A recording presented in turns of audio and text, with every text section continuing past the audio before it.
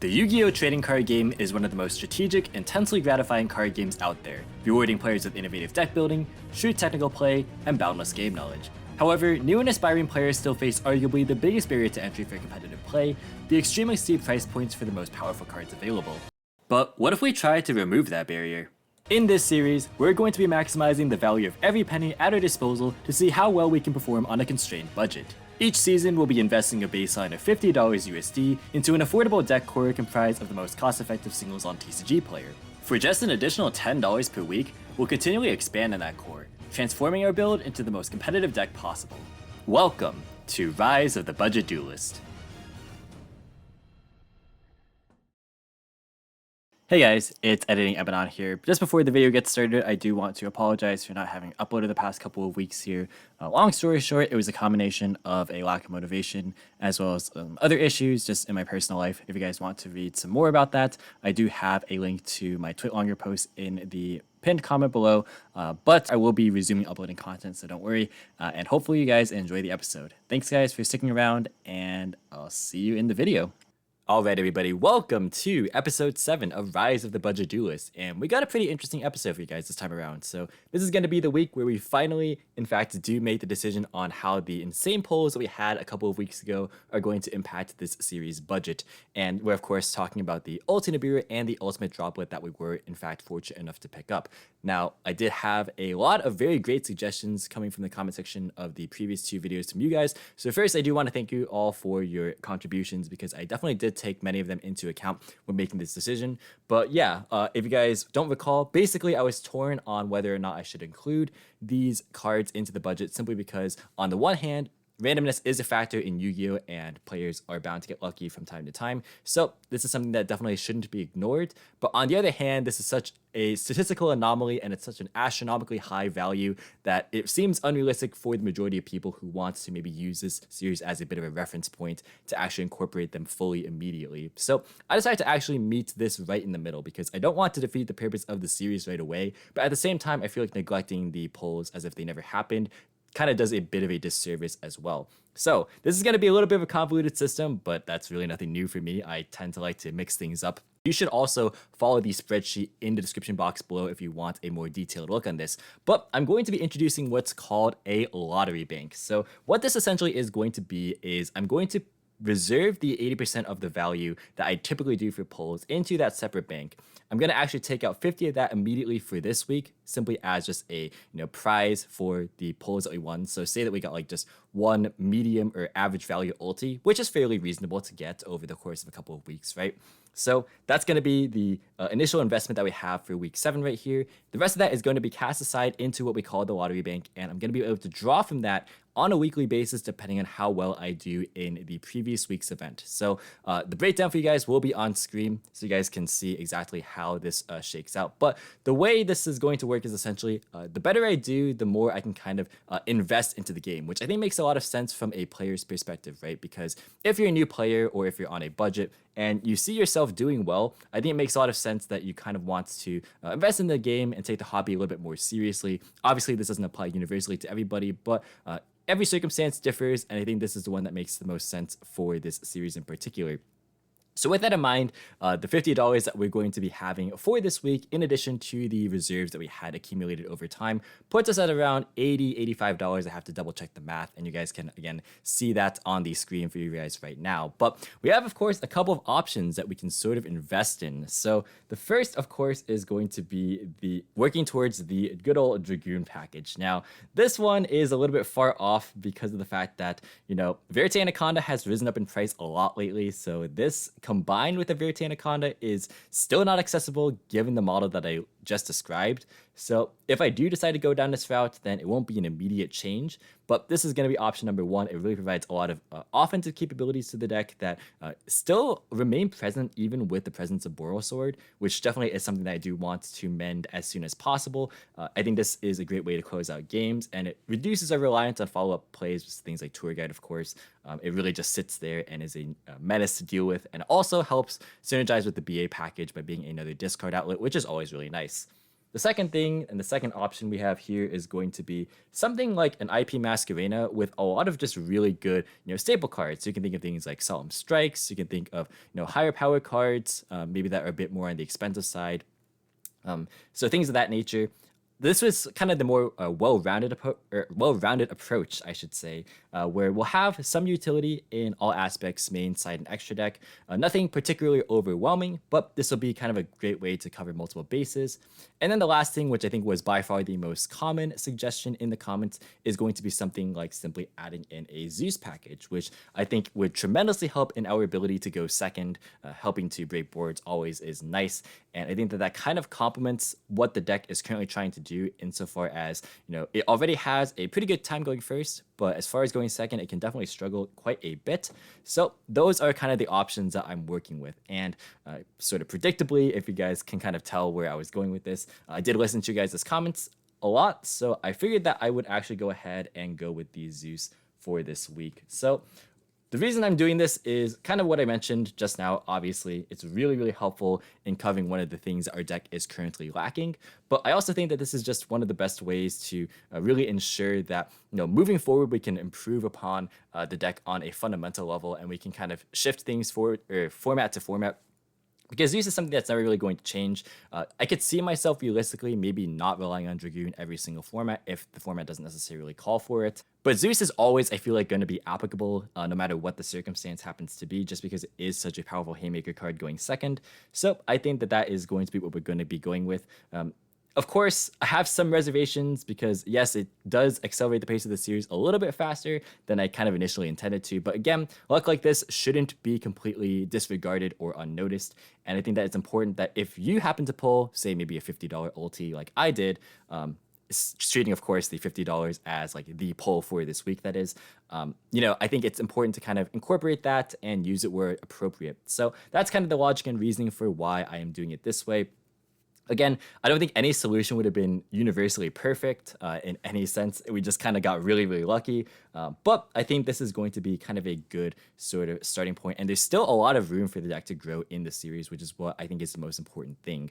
So with that in mind, we of course still have these other cards alongside many others to work towards. So don't fret, this series isn't going anywhere anytime soon. And for all intents and purposes, some people still consider this sort of price point budget, believe it or not, because we are still sitting under the $200 mark in terms of total cost for cards, which is pretty incredible to think about. That this card literally eats up about half of the budget as it stands right now.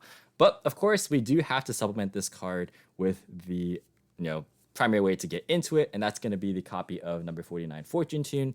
This makes a lot of sense. It's one of the best ways to actually supplement making Zeus to begin with. Of course, you can make it with things like Dante and other Xyz in your extra deck, but this is just the most reliable and safe way to do so. So that is what we're going to be going with.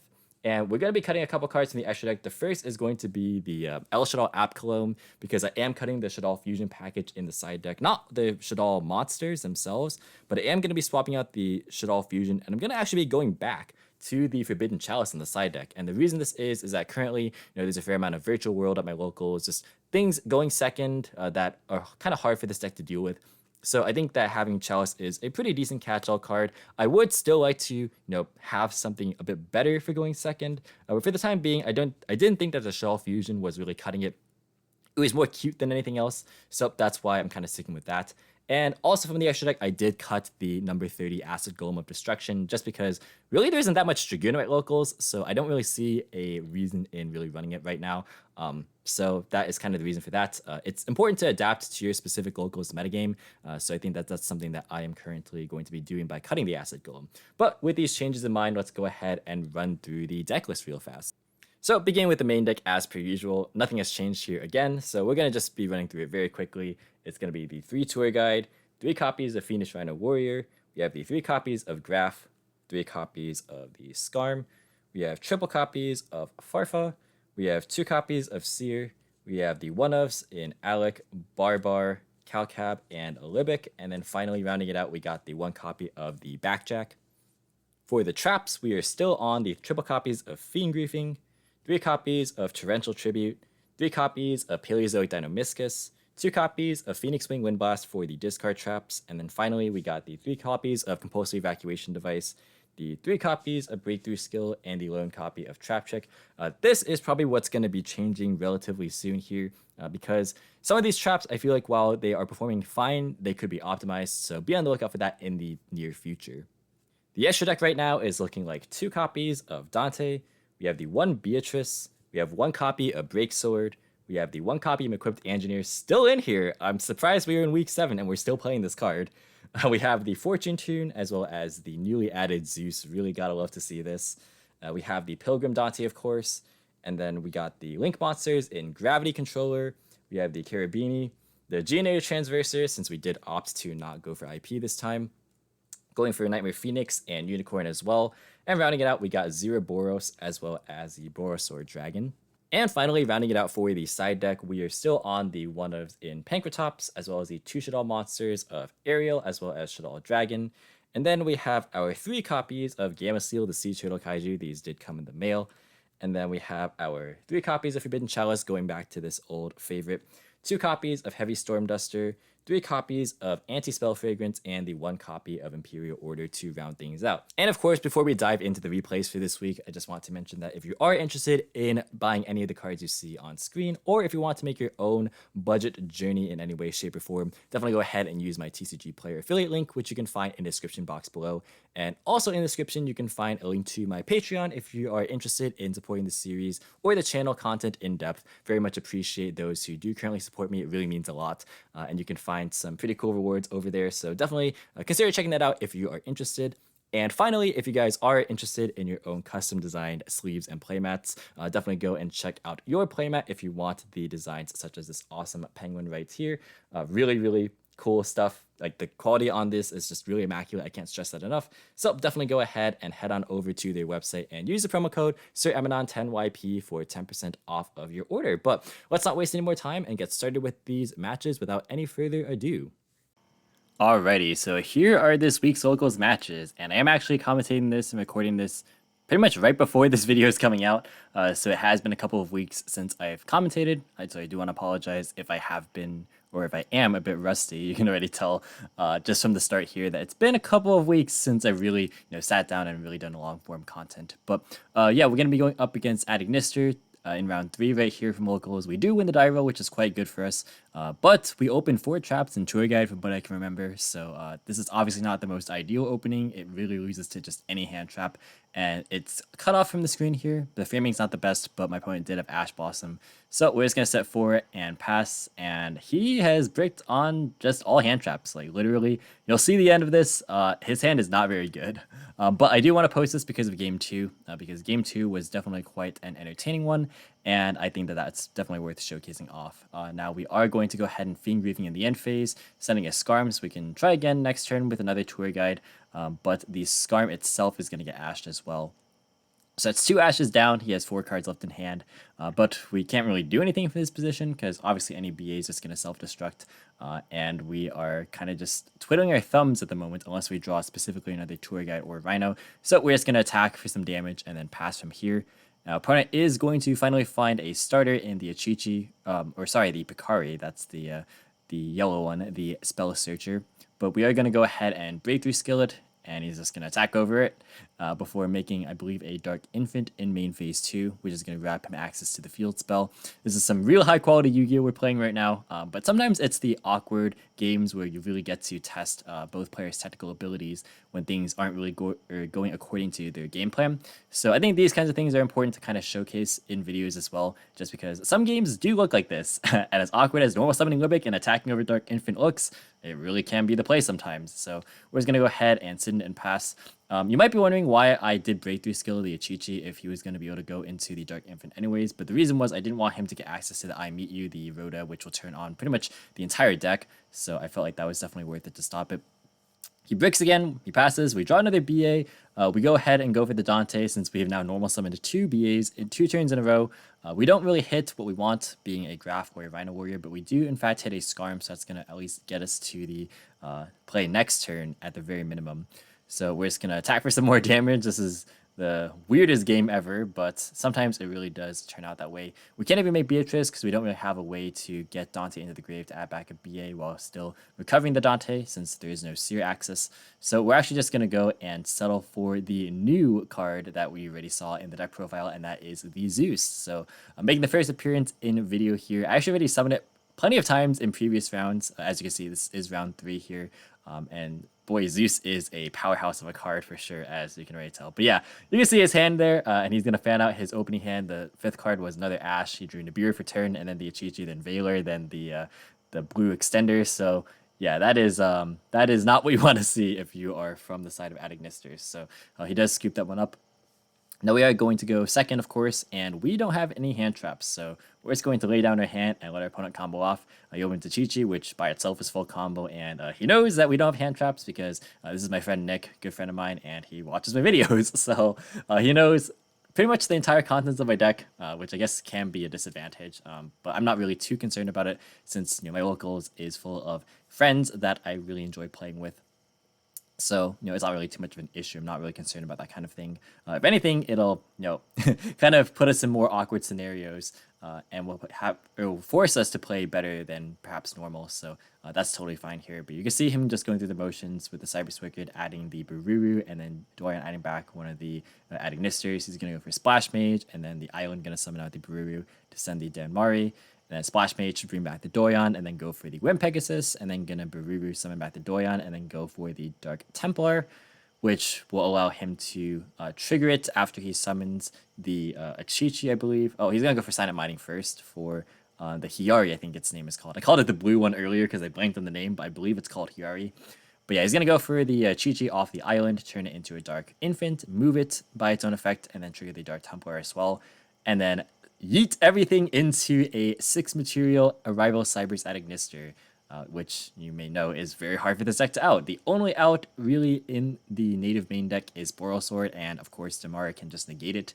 So that is definitely not very good news for us, but we do have Kaijus here, so that is going to be our kind of answer, hopefully, if we do manage to be lucky enough to draw it. But of course, we do have to get there, so we're going to try and stall. We didn't open it, so we're just going to summon 2 of our BAs. He flips a Rivalry of Warlords, which shuts off Dante, but you might have seen we played against a specific matchup a couple of episodes ago, and we're not going to make the same mistake as we did last time. We're not going to be greedy and sit on the high value BAs. Thankfully, I summoned some pretty low value ones this time, so I don't feel as bad linking them off, but we're going to go for the Nightmare Phoenix, and here he does contemplate using the Damari on it just because, it would be a massive pain for me to deal with. But it would have actually been okay for me if he did that, because then I could, Rhino send Graph, and then Graph summon Libic, and then Libic destroy itself to summon a BA from hand, and then go for Nightmare Unicorn. And then that turns my Boros Swords. That's actually a good decision on his part to just let the Rivalry go, even though I do get to draw a card and destroy it. But that being said, of course, he does trigger the Wind Pegasus in the graveyard. If you're wondering what happened to my Phoenix, it is spun back into the deck there because I did in fact destroy a card in his field. So now we are triggering the Rhino effect, and I am thinking about what to send here. It's kind of difficult because there's not really a lot of options to actually advance my game state in a meaningful capacity. Because again, the only real way I can deal with this is just drawing a Kaiju, and that is by no means guaranteed. So we're just going to sit in this and kind of just wall up for a while, even though he can just get a lot of value via things like the Inevitable Access Code and the once per turn Ignition effect on the Arrival Cyberse to just pop my monsters. I really do have to do the best I can to just try and defend for as long as humanly possible, and hope that things just pan out in the end. We are going to go ahead and I believe normal summon the Graph there, or was that a special summon? I'm not entirely sure. But I did summon out the Seer off the other Graph that was sent via the Phoenix Rhino Warrior. So we're going to make Dante here, and I'm debating on whether or not I want to put it in the extra monster zone, because I'm considering maybe going for Gravity Controller, and I do apologize for this horrible glare right here. Sometimes it does happen. There's a lot of natural lighting in the locals that I'm at, so these things can and definitely do happen, and I'm not about to just go and bring a whole bunch of lights into locals. That's not really a thing.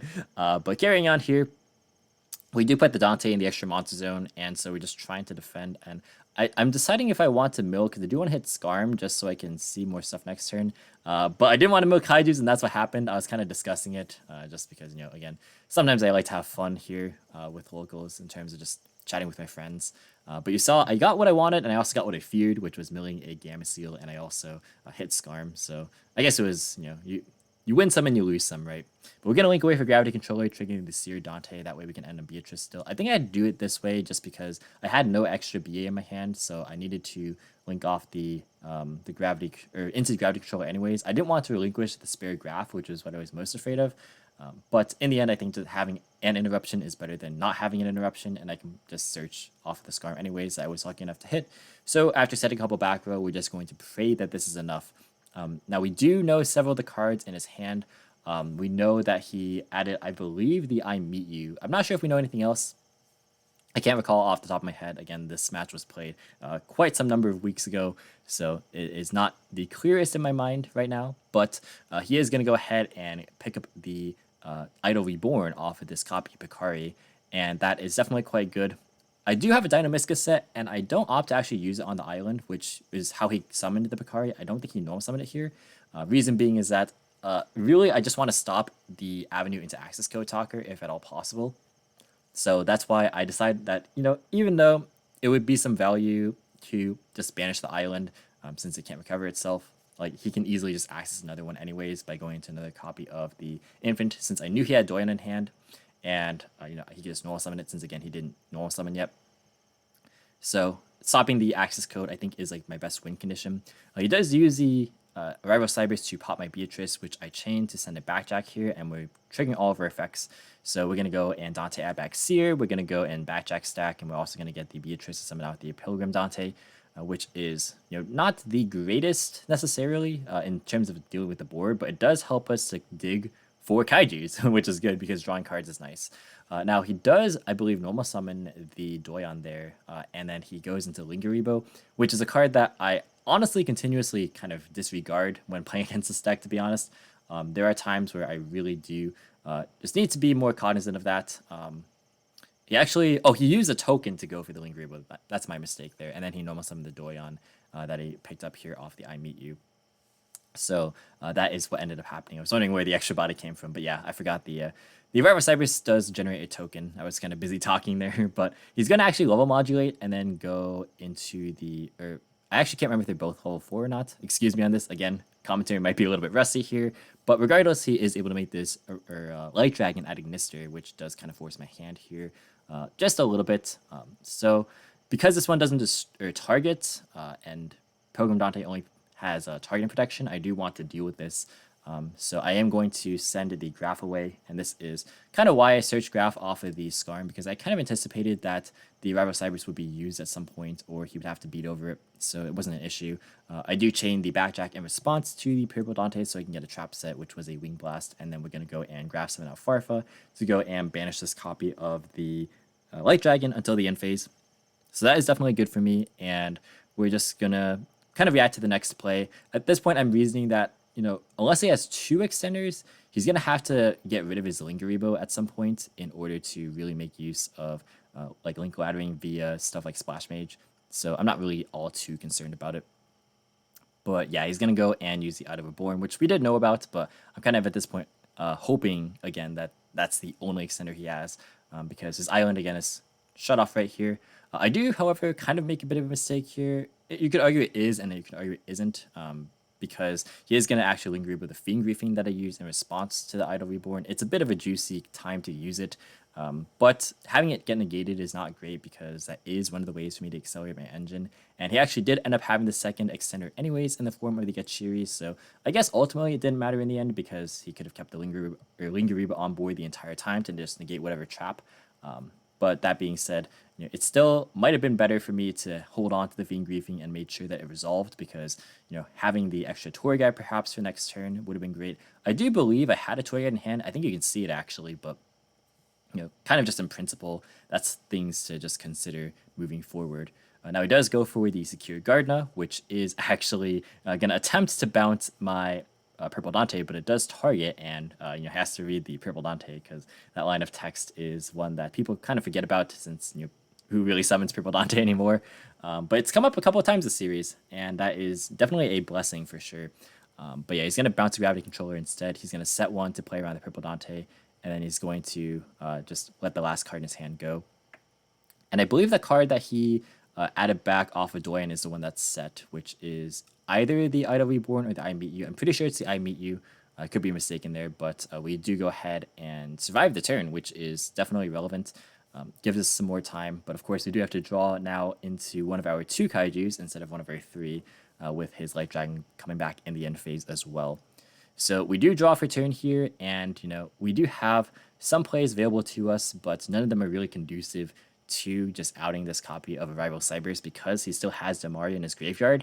So again, the Borosaur being the most native out is the one that I can't rely on at the moment to really go through. And we don't have any mechanisms to recycle it, unlike a deck like Dragon Link. So our hands are kind of tied. We're going to go and just try and hope that he somehow uses this Damari. So we're going to Dynamiscus, the field spell anyways, even though I mentioned previously it wasn't the greatest. But here it's just for the specific purpose of hoping that my opponent messes up, which of course he's not going to because he probably recognizes at this point as well that that is my only way to deal with the Arrival Siggers, unless if I draw a Kaiju specifically. And if I had the Kaiju, I would have just dropped it by now. But we do manage to pitch a Seer, and that's going to be Matt Dante off the Dynamiscus, of course. So that's quite nice. And then we're going to set up a tour guide here as well. I was kind of hoping that he would just negate that, even though I would be stuck without really many plays. But just getting the Damari out of the way would really have been nice. But obviously, again, there's only one clear target that he has to worry about for it.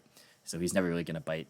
And here I'm just going to go for the Rhino Warrior after summoning off Tour Guide, and now I'm just going to be thinking about the best way to go about this because once again we're in a predicament where we really do just have to hope that stalling is good enough and that we can just draw into a Kaiju eventually.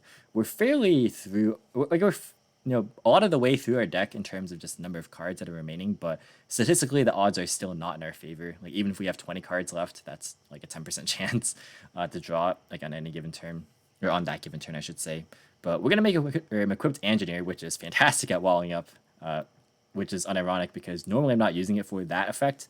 I'm just using it as an interruption. But here it serves as both because they do have the Rhino underneath it. And that does, in fact, allow us to clear our opponent's copy of the Security Dragon. Now, I do, in fact, actually go into Zeus, so scratch all that I just said. But I did that because I realized that I could wall up, yeah, but I also really want to just make sure my opponent doesn't have follow-up. And because he set the I Meet You to play around the Purple Dante, it actually made it so that my Zeus could kind of go in here. Now, I do, in fact, kind of play this a little bit weird in the sense that I detach the Rhino here when I don't necessarily have to. I Rhino send Scarm. I just want to more Scarm searches, but it wasn't the most necessary. I could have just held the Rhino underneath the Zeus so that if he cleared it, I can maybe get some value then. And that would have been pretty decent, but nonetheless, we are going to go and search for a Farfa off this Scarm, and I think we grabbed Seer back off the Dante as well, the one that we Zeused ourselves. And so he's going to go and draw for turn. He's going to just pop the Zeus, and he's going to attack for some damage here. So he's not really actually able to make a whole ton of plays at the current moment, so that is fine with me.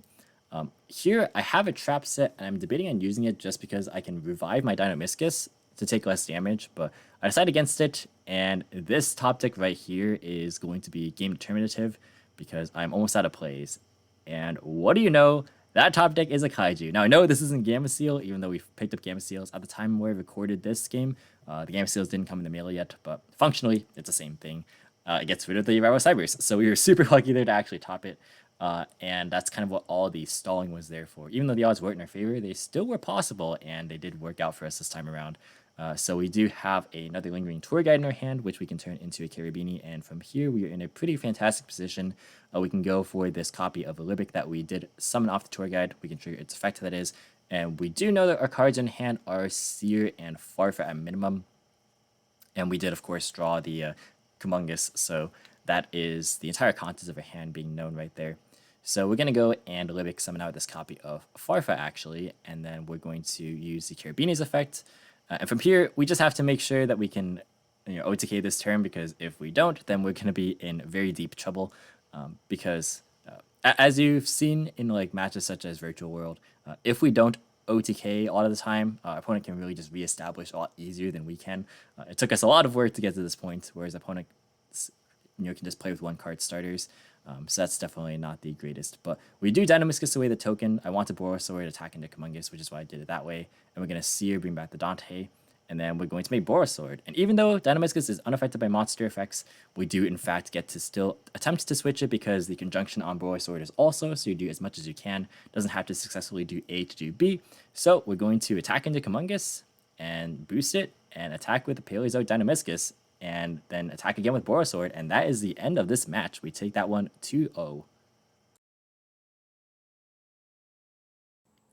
Alright, so the second match in this video is actually going to be the rematch up against Virtual World, and as you guys might have seen from last week, this is not a very favorable matchup at all, so we're definitely in for a bit of a struggle, but thankfully we do win the die roll again, which is fortunate and super important for us in this matchup. It doesn't guarantee us a win, as we saw from last week yet again, but, it does at least give us a substantially better shot than if we had to contend with things like Shen and the, copious amount of VW follow-up that the deck has to offer that is superior to our decks.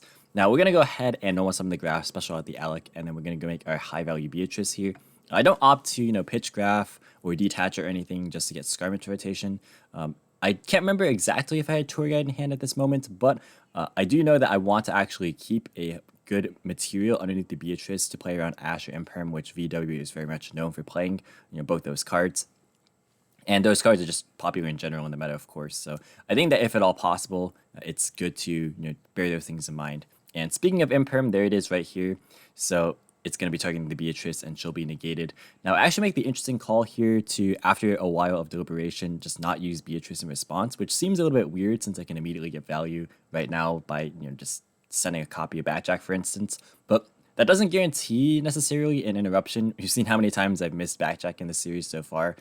So I opt not to do it. And the idea here is that I can actually just still attempt to activate Beatrice by detaching the Graph for cost, and that'll trigger the Graph to be able to summon out the Farfa, which will disrupt the normal summon, ideally. Now, the cards that punish this play are the Kowloon, or, as you saw right there, the E-Telly, and that definitely put a wrench in my plans for sure, because now that play isn't available to me.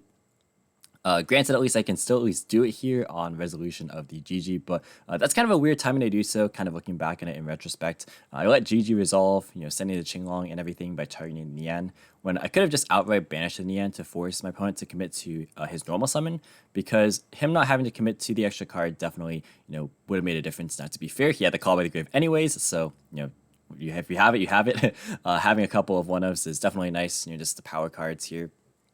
But yeah, Qinglong going to go ahead and search for, I believe, a Lulu right there. And so, in the end, the result didn't matter, but I think the process is still important to kind of, dissect and look at here. So if I had just gotten rid of the Nian immediately, even after, he had E-Telly, if he didn't have enough names, he would have had to at least commit the normal summon to the GG. And who knows, maybe he wouldn't have gotten that Lulu to begin with, because that was in fact searched via the Qinglong. So that could have actually made all the difference in how that turn structure played out, just given the circumstances. But Lulu is going to go and search for, I believe, a Kowloon, which puts a Chuche face up. And this is where things get a bit difficult for me, because I'm pretty sure my set back row is a breakthrough skill, which again is not the most impactful interruption. And that's why, again, even if I could have sent Backjack in response to the Imperm, hitting a card like that isn't necessarily the greatest. You can also think of a card such as Fiend Griefing that's not also the greatest. It's okay for sure, but there's not a guarantee. Whereas if I did it the way I did it here in terms of my response to Imperm, this at least guarantees an interruption, even though it's a bit less valuable. But yeah, carrying on here, he's going to go ahead and synchro off into a copy of Coral Dragon after some deliberation of his own. And this is definitely not looking too great for me, especially because we saw they pitched Qinglong off the Qinglong, so he has more guaranteed follow-up. And here comes Shen, which is the deck's biggest problem for sure. So we're going to definitely have to deal with that, and Coral Dragon nets him a draw in the process. So yeah, once they get to this stage, Shen Chuche, it's hard for a lot of decks to deal with, but especially our deck, just because Shen becoming a reoccurring threat that deals with a lot of the cards that we're trying to natively play in terms of how they just mechanically work is not the greatest for us. So he's going to actually level modulate with the Chuche just to get an extra material in the banished pile. That way his Chuche can be live, since Beatrice actually is 2800 defense. So Shen can't actually run over it. So he's going to attempt to pop it with Beatrice, or sorry, pop the Beatrice with the Chuche right here. And then I believe I'm thinking right now in response. And again, I do have the breakthrough skill set, so that's a pretty good time to use it because this will make sure that my Beatrice does hit the graveyard. I opt to, I do opt to use it here.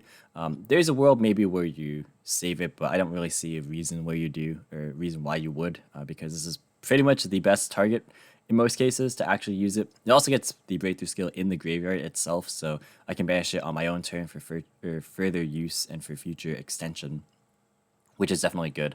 So everything hits the graveyard, which is good.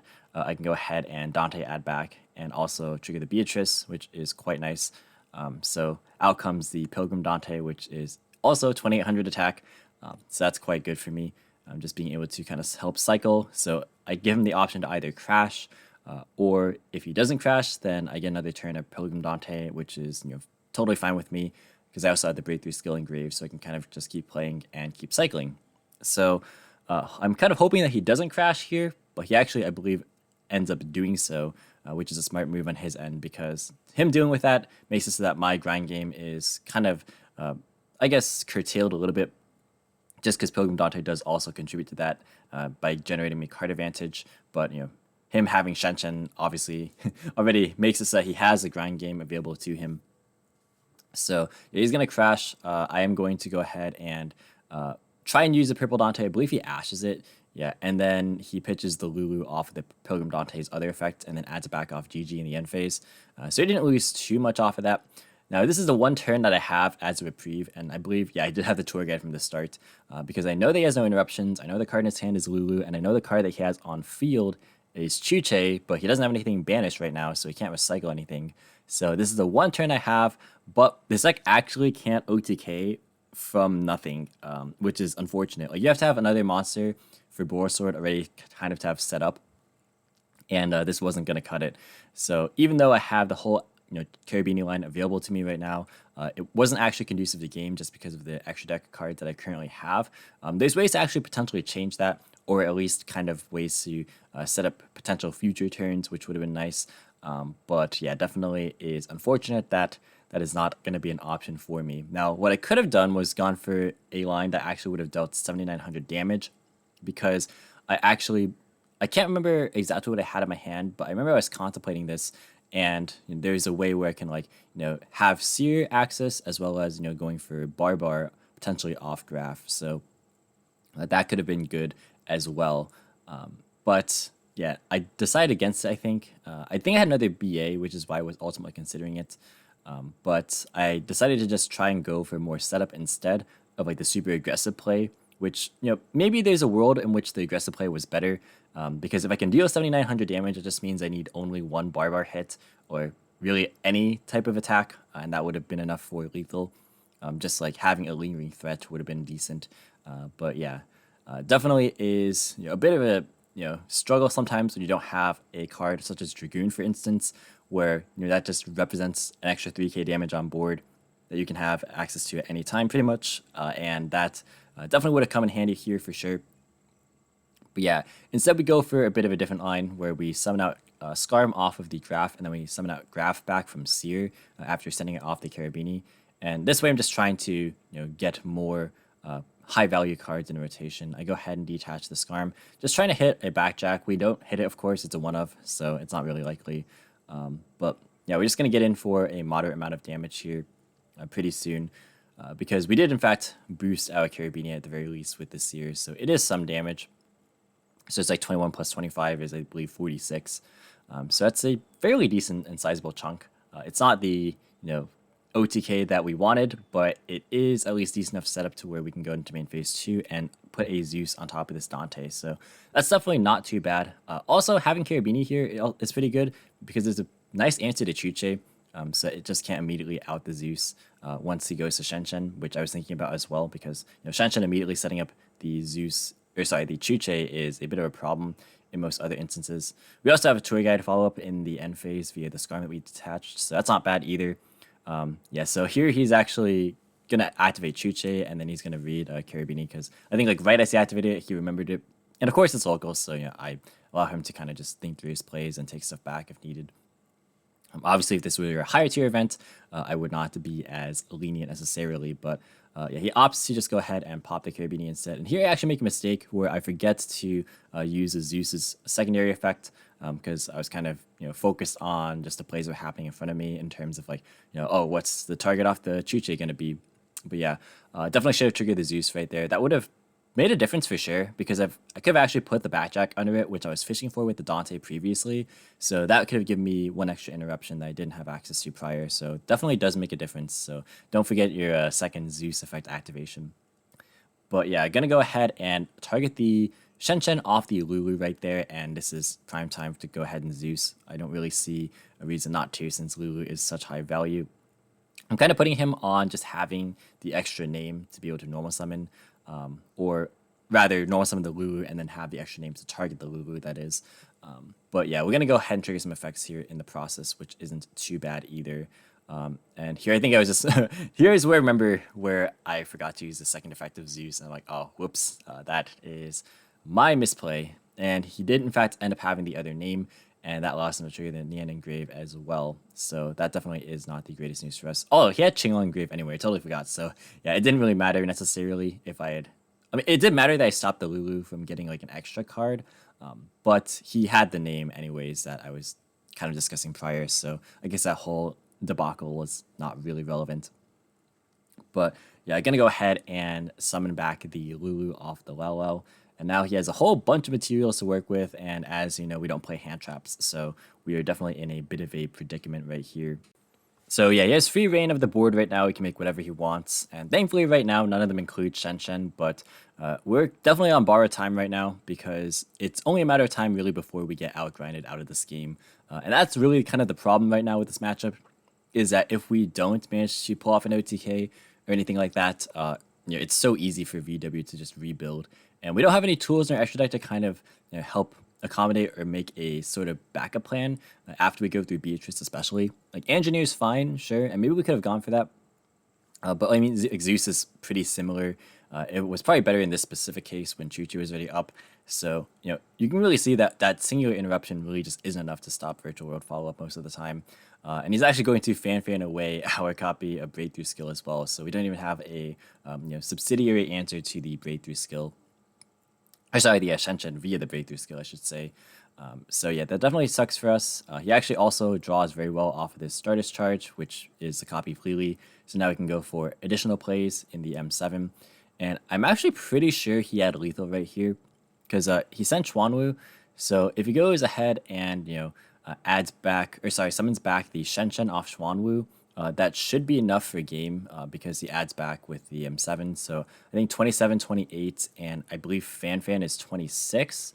Would have been 81 if my math and my numbers are correct there. But regardless, we are still not in a very good position, because we have to deal with Zeus ourselves now. Plus, he has a bunch of follow-up with the Lalo in hand. So definitely is quite bad. We do get another Skarm search, but that's not really going to do a whole ton. We already got a tour guide the previous turn, so there's only so many options we have. And we went through a Carabini play. And here's a Barber that we could have potentially gone for earlier if we wanted to go for a more aggressive push. Which in hindsight, as I think about it more and more, I think that was probably just the better play, because it puts us in a position where any activation of Seer to get like Barbar back in a grave would have been enough for this game, right? And I think that might just be the win condition moving forward if we don't, in fact, have another monster to back up a tour guide into just an empty board state. So that definitely is one of the options. The other option is just to play an extra deck monster that I could better make use of in terms of just the follow-up from turn 2 onwards. So maybe something like an Appaloosa would be pretty good. Just kind of food for thought, would be decent in this matchup, if not for, of course, Chuche. So things kind of just to consider. But we do have tour guide again, so we're going to try our best to follow up and make the best of a bad situation. It's obviously going to be tough, again, without our biggest playmakers in our extra deck, but we do have some remaining tools at our disposal. And right now, I'm looking mostly at Engineer. because it does, again, represent some interruptions. So we can try and help stabilize a little bit. It's going to be really tough, again, because right now we're already outgrinded pretty much. And I wonder how much missing the backjack attached for the Zeus really did end up impacting this game. Maybe it did. We'll never really know because, backjack excavation, or not excavation, but the stacking is not ever guaranteed. But yeah, it definitely is something that is worth thinking about. So here I am going to go for the break sword. This is going to certainly force the Zeus. So that's kind of step one out of the way. So not too bad. We do get graph here in the process as well. So we're just trying to, again, reestablish as best as we can. So we're dealing with the threats very slowly, individually. But again, the biggest problem is just Shen coming back, it being a name for all the VWs as a target. We know there's Lalo in hand. So really, if we don't have a way to stop that, then we're going to be in a very dire situation for sure. We do have a fair amount of BAs left in our hand. Again, you saw that we got a Scarm Search as well. But we're going to go ahead and summon out Seer right here. And that is pretty solid to just kind of put these two materials underneath an engineer and kind of sit in it. It does at least represent some form of interruption, which is not too bad. And actually, I can detach Seer and bring back something too, which is just more interruptions or just more, I guess, extension if it comes down to it. So it's not horrible. It's again far from ideal, but it's at least somewhat decent. Here comes Shen again. Obviously, it's just gonna become the permanent threat that it is. And here I kind of debate on if I want to go ahead and fire for this. But I know he has Xuanwu left, so like he can still bring back a name and then go ahead and just target it with the Lao Lao because he can pitch whatever card he drew for turn. And also there he flashes the Juju because he's like, oh, it's unfortunate that Engineer doesn't target this. But I actually wasn't even thinking about Juju at all. And that's actually what kind of convinced me to just not use Farfa, because now I realize that, okay, I should probably just save this Engineer for whatever I am going to be threatened by in terms of the outs to the engineer itself. So what I mean by this is that I can like engineer protect itself from everything else that's not the out being Juju, and then farf away the Juju, and that is going to be pretty good. And that's kind of the line that I take here. So we're gonna go ahead and just use engineer, protect itself from everything else, and then farf away the threat. And this will at least buy me one more turn. It's not pretty, but it does technically get the job done, at least for now, until I can buy myself enough time to get out of this. And actually, I'm pretty sure I drew the backjack by this point. Yeah, there it is. I'm pretty sure I drew it for turn the previous turn. So that definitely was not amazing, but at least I have access to it now. So if I can ever get that into grave, it'll be at least decent. The problem here is, of course, I don't want to really relinquish the engineer, and of course I can't like just summon it and then link it away because Shen is on board and I don't have breakthrough skill in grave anymore. So that definitely is a rough one. And we know that he searched Chuche off the Lulu previously, so that's also something to kind of contend with. And it's again just from this position where he's slowly building a board presence every turn, even though he can't kill me. He could have killed me the turn before last turn, as I mentioned, with kind of just Xuanwu plus M7 plus the Fan.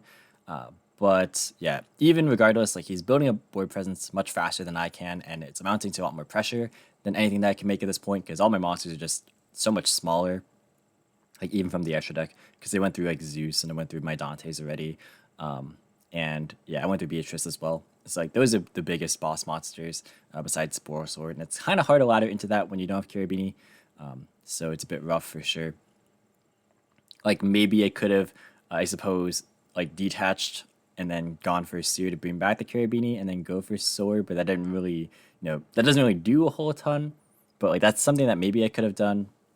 Yeah, it's just not really a great situation, and plus it really doesn't do anything against the Chuche that is known to be set. So yeah, we're gonna go ahead and activate Engineer, I believe, right here, and then we're going to Seer, bring back the Farfa, which raises an eyebrow from him because of course the Farfa would go to the banished pile once it gets destroyed. But I do have Dynamiscus to kind of help answer that. So the idea here is just to stop the follow up here, which is crucial, and then I'm also able to get the Farfa to be able to banish the Juju again. This is in standby phase, by the way. So this way I get another chance to live under just engineer protection. But yeah, we're gonna go ahead and he's gonna actually respond with a Chuche on his own copy of a Shen right here. And then here I'm going to actually discard off of the Dynamiscus as well, and I discard the Barbar. So I actually did this completely backwards. What I should have done was the monster I've set right here is Backjack, and that should have been kept in hand for the Dynamiscus. I don't know why I did it the other way around, because even if somehow the Shen was able to stay on board, I still would have been able to get value off the Backjack. So that was definitely silly for me. I don't know why I did it this way at all. It really just didn't make any sense. So yeah, definitely that was probably the most relevant misplay of this game, I would say. There were definitely a couple that I already highlighted, but this one definitely came to hurt me in the end. To be fair, I'm still massively disadvantaged from this point, just because I've already gone through, again, so much. But yeah, it really doesn't help if you make these kind of minor misplays. So these things definitely add up. One thing leads to another. And so if you don't adapt adequately, then it can definitely be punishable. So that's, I guess, kind of the main takeaway from this game. And you can see this is a very, very long one indeed. But yeah, he has more VW names. So from here, he's just kind of just going through more of the motions. He's able to go and make a copy of Vermilion, which is, just more monsters, more damage on board eventually. Here he actually does end up popping my Backjack anyway, so he gets some mileage out of it. But it's better to get Backjack earlier in the turn than later, obviously, because I believe I hit a Torrential, and that would have been nice to kind of respond with one of the VW effects. So you can't always Torrential because it can miss timing at certain points. For example, if they have Lulu and they opt to search with it, the last thing to happen was the search and not the summon because of the conjunction on it. So yeah, that would have actually not been a proper window to Torrential, for instance. But he had GG, so that is one where you can actually properly Torrential, and there it is right there. Lulu is another example of a card where you actually can't Torrential in response to the summon if they do double send, because it reveals itself, it sends one, it summons itself, and then it sends another one. So that's the sequencing does matter there in terms of just timing for a Torrential. But anyways, he's still unable to clear over the Engineer, which, I'm surprised at how much time this card has bought, but now we don't have any more materials, so we do have to, in fact, deal with it. So here's our final tour guide, I believe, which, it's not really going to, again, do a ton, but it's going to help out a little bit. And we're just trying to see what even we have left in our extra deck, because we went through Breaksword, we went through both our Dantes, we went through Engineer.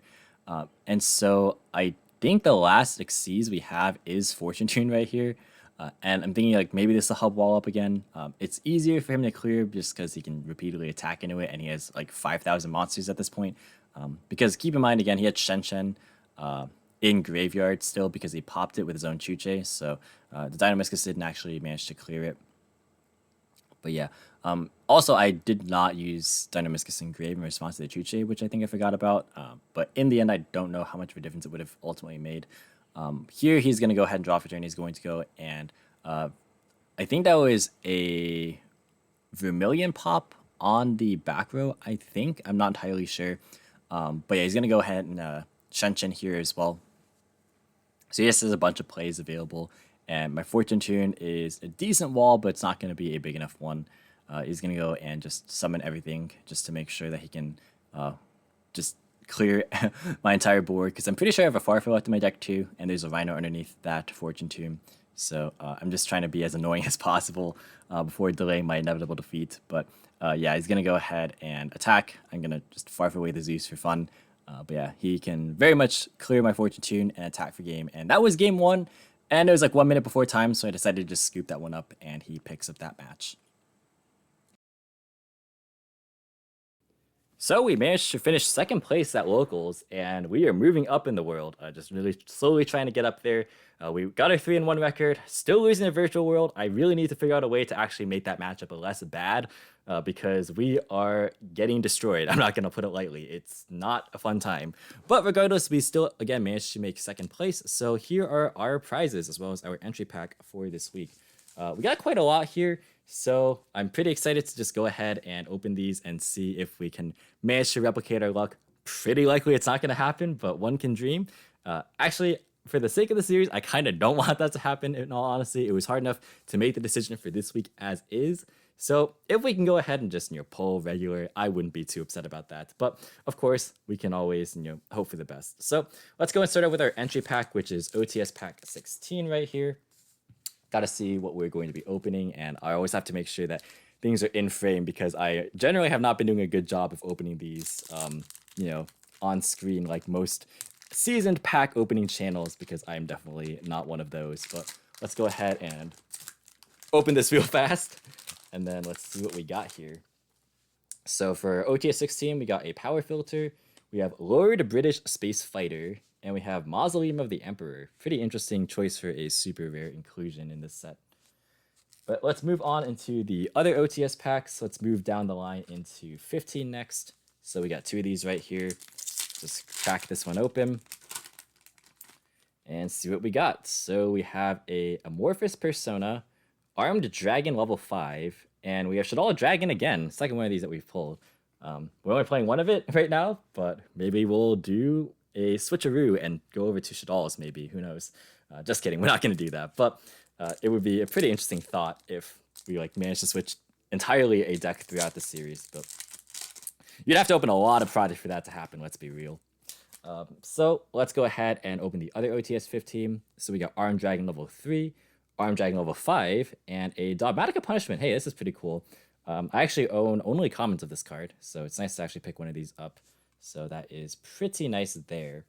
Moving on into the 2 packs of OTS 14 right here. This is a lot more reasonable than the last time we got this quantity of prize packs, right? So I think that that's definitely a lot more expected. But we got Void Ogre Dragon, we have the Fam Knight's Trinket Magic launch, and we have a Medolce Messengelato. I did not actually know this came in this set, so that's pretty cool.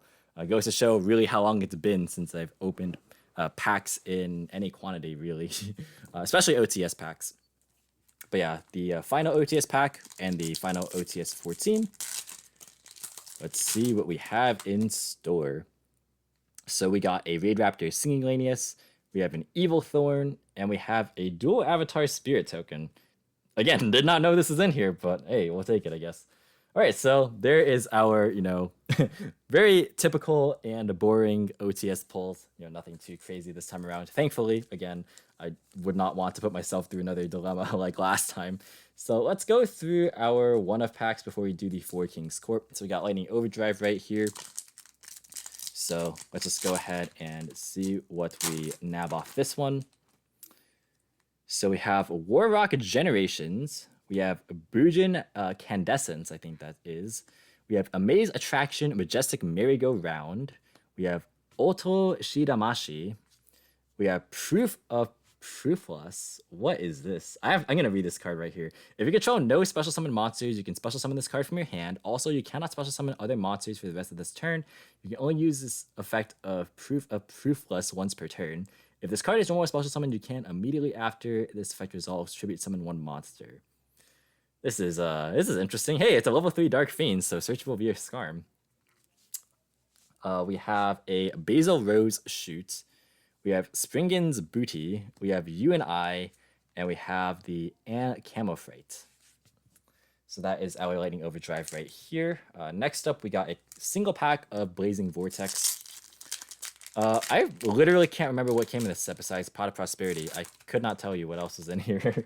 That set just was not super memorable in my mind. But again, I don't open sealed product as it is, so who am I to... I'm the worst person to really reference for this kind of info. But we got a Springen's Branga.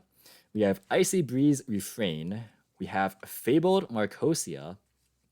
We have Guitar Gernard's Duonigus. I think that's how you pronounce it. I'm not even going to pretend to know. We have Fabled and Wraith. We have a Synchro Transmission, Radiant Vorescence, and Breath of Acclamation, not Accumulation, and a Virtual World Gate Schwanwu. Shoutouts to VW, but I need to do a better job of organizing these, so here we go. And we have finally 4 packs of King's Court. So I am not really expecting too much, just in general, but I guess we'll find out what we got here. So we have Rhoda, Ties of the Brethren, The Wicked Avatar, number C39 Utopia Ray. I feel like we've opened all of these cards already in the last time. Rivalry, yeah. Arcana Knight Joker, and World Legacy Guard Dragon. Hey, that's not too bad for you Dragon Link pilots out there. Pretty cool stuff. Next one. Let's see. We have a Dowsing Fusion. What is this? Fusion summon a fusion monster from your extra deck by banishing fusion materials listed on it from your graveyard. Only pendulum monsters can be used as fusion material. Interesting. I actually didn't know this card existed, but the more you know. The Wicked Dreadroot, Pendulum Transfer, ZW Eagle Claw, King's Knight, number 39 Utopia, and Scrap Twin Dragon. Pretty interesting. Third pack right here. Actually, I just realized, it just occurred to me, I think Fortune Tune does come in this set, so what if we just pulled it? That'd be funny.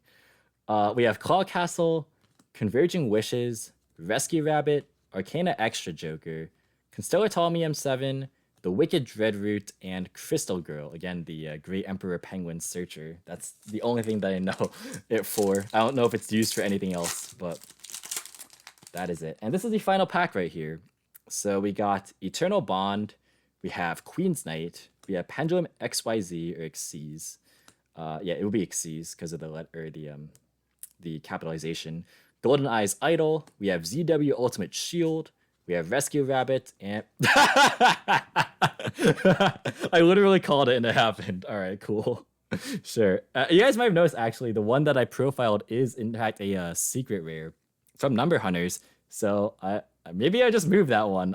It won't count for the series, obviously, because I, by default, just already count this as the lowest cost and lowest rarity printing into the budget. So it's not going to make a difference for the series, but might make a difference for me in my actual real life wallet. So that's cool. But yeah, let's go ahead and do the wrap up. So thus concludes another episode of Rise of the Budget Duelist, and the deck is definitely coming along quite nicely with the power additions that we made this week. However, despite that, or perhaps because of it, there are definitely some issues that are still present within the deck that we should address right here. So for the key takeaways, the first one is going to be the fact that we don't actually have Down Magician right now in the Zeus package, which you may have noticed. I actually didn't mention it directly in commentary at all, but there were certainly times, both in the games that you saw as well as some other games off camera, where it did come up and it did actually make a difference to have that potential second Zeus activation. So, for instance, one of the games, or rather the game against Virtual World, the turn I made Zeus, there was actually a chance where I could have just not detached Dante, or off Dante rather, and then had the Downerd to go ahead and make the format Zeus, which would have potentially made a difference there in the follow-up turn against Virtual World. So that definitely is something that is important to kind of take note of. Downerd's actually a lot more expensive than I thought it was. I think it maybe got bought out even. But yeah, that card definitely is pretty important and is something to definitely have on our shopping list for the future. The second thing is the fact that I think we have to kind of finally address the fact that our deck really just is not good going second. And in this current format, I think that's a bit of an issue for sure. Just because there's so many decks where if you go second into whatever board they're trying to establish, or more importantly their follow-up, it's really not enough to have the traps just to kind of deal with their pieces reactively, because they're just going to keep playing turn after turn. So I think prevention is better than just dealing with things, kind of on the crackback, which is what the traps ultimately function as going second. And we've been fortunate with our die rolls, but that's not really something to rely on too much. So we may have to pivot our build and slowly kind of integrate hand traps into the list. And then the final thing is the fact that our extra deck definitely could use some work still. I do want to implement potentially a backup option if we do have to find ourselves in situations where we can't OTK. Things I was talking about in the virtual matchup kind of came up here. So maybe a card like Appaloosa could be a good inclusion for sure. But I think overall, again, the deck is pretty solid for what it is right now. As far as being a trap-oriented build, it's quite solid, but that might not be the direction we keep the deck forever. So stay tuned. We might take the deck in a different direction, although if we do transform it, it'll be a pretty slow process. So definitely stick around for future episodes. But that's going to do it for this video, guys. Thank you so much for watching, and I'll catch you in the next episode. See you guys.